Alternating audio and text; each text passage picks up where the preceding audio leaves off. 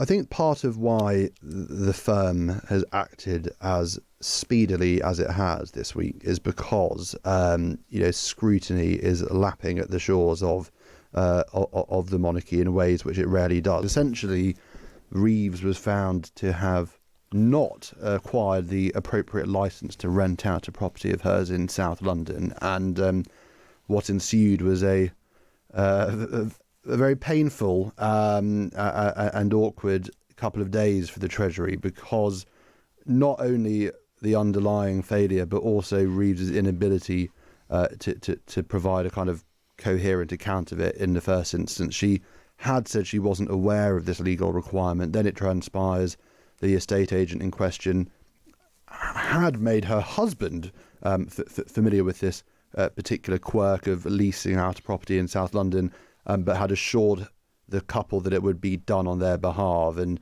that did not then take place. So in terms of where this leaves us, because there were a lot of people, the leader of the opposition among them, calling for Reeves to go, I think that she's in the clear now because Starmer has insisted there won't be an investigation. They've managed to explain away the initial inconsistency in their position. And I think in terms of the sort of abiding impact of it, it's severely awkward that the Chancellor has had to acknowledge not being abreast of the detail. But is this on the same place on the Richter scale in terms of, for instance, Angela Rayner's failure to pay tax due on the sale of a home, or Nadeem Zahawi's use of offshore accounts? I mean, I don't want to mark other journalists' homework. It's great reporting. I'd have been delighted to have had the scoop to my name myself. But I think that she's probably the bigger problem awaiting her is the budget. I think that she's probably condemned this one to the rearview mirror for now.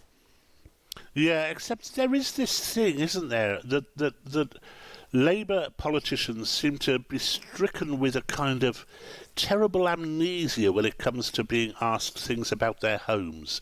We've already seen at least one, if not two, if I remember rightly, including the homelessness minister, Rishanara Ali. As a consequence. Yeah, Rishanara Ali resigned because she had forgotten what Labour's policy was on housing. And don't forget Tulip Sadiq and her receipt of various homes connected to her aunt's corrupt regime. So yes, no, it's there's a rich back catalogue already, and even though we're in year 1.5 of this government, a number of ministers have had to fall on their sword. 3, you could say, so far on this basis. And you are right about the amnesia, and also herein lies a kind of debate that I've had with a lot of people in Labour land. Was it ultimately prudent for the party to have presented itself as a collection of choir boys in opposition? Was it necessary? Did it help? Obviously, Starmer was inquisitor in chief, and Rayner was his sleaze busting deputy. It probably made the party a hostage to fortune in ways which, given the state of the Conservative Party ahead of the last election, probably weren't necessary. And it should be said that it's the sort of the perception of hypocrisy almost as much as the underlying detail that has ended up bedeviling so many ministers of the Crown under Starmer. Indeed. We might forgive her, of course, for having 12 houses and renting them out Rachman style as multiple occupancy homes, if she promised not to raise income tax. But this came up again at PMQs, didn't it? With a quite cunningly worded question from Kemi Badenoch. And Starmer refused to rule out raising income tax. That's right. So Badenoch rather elegantly put to Starmer a question which she had word for word asked him earlier in the year, and it was telling that Starmer's language had evolved. I mean, the position off the record from people in government is that reality has evolved, and so too, therefore, has their position. They say the OBR's belated announcement about productivity decline has ended up forcing their hands, and I think that the fiscal rules are those which they are adhering to without any deviation whatsoever. I think the manifesto promises, it seems, are a bit more elastic and open to reinterpretation or possibly revision or abandonment altogether. And I think that the question now is, well, if they are to breach those manifesto pledges on tax, not to raise the big 3, income tax, national insurance and VAT, who are the big losers going to be? I mean, the cost of living is very much in the sights of when you talk to people in the Treasury about the underlying objective of this budget, it's more money for the NHS, dealing with the cost of living, something not dissimilar to Gordon Brown's prudence with purpose. It's tightening the fiscal corset in order to do nice progressive things. And I think if they are going to raise taxes, the core test for them is whether they can justify it on the basis that those affected are those with the broadest shoulders, that classic political phrase, or whether the victims go slightly broader than that. Yeah, I mean, within the latest budget rumours, I mean, I've heard that they're not going to cut so much as a penny off the welfare bill, but maybe considering higher bands of council tax. Can you tell us a little bit more about that? Yes, so there's been some reporting in the Times and FT today stating that Treasury is considering reforming council tax in order to increase the rate paid by those with what we call mansions, homes that have a particular value. And there's been lots of discussion about ways that Reeves could extract more money from people with big, valuable homes. And there was questions about paying an annual levy and increasing CGT on a sale of certain homes. But it seems where they've alighted is on this idea of tweaking or changing council tax to include a higher rate for people with valuable homes. And we also hear that wealthy Britons who leave the UK, and there's quite a few of those at the moment, could face what they're calling a settling up charge. What's all that? Well, yes, it's whatever the opposite of a golden goodbye is. It's the Treasury is attempting to incentivise people to stay in perfidious Albion on the grounds that the leaving won't be as remunerative for them as they might have hoped.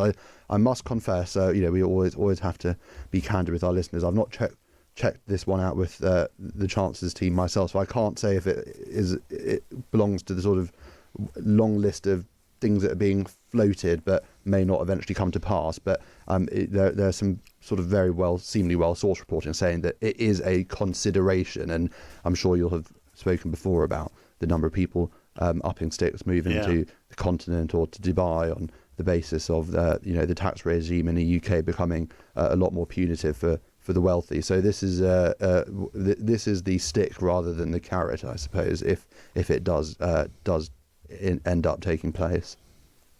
Yes, I don't think anyone's really looking forward to the end of November, are they? It's not looking good at all. The Public Accounts Committee has been looking at the artist formerly known as Prince Andrew.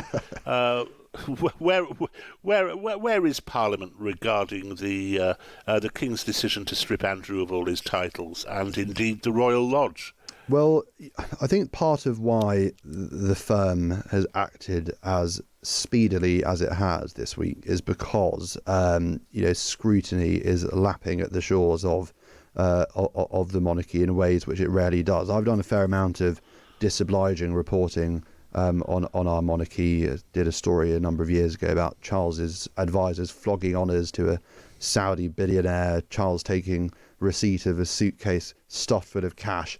At that time, the big thing was, I think the motto is usually never complain, never explain. In this instance, they certainly did a lot of complaining and not very much explaining. They didn't like the scrutiny. They don't like being asked about the particulars of their private finances. And I must say at that time, the conspiracy of silence extended to Parliament. MPs tend to be extremely reluctant to subject the monarchy to scrutiny. And there are also there's a sort of widespread inaccurate perception that you're not even allowed to debate the monarchy in the chamber. That's not strictly true, although there are limits on what one can say about the sovereign. So all of this is to say that the Public Accounts Committee have sent some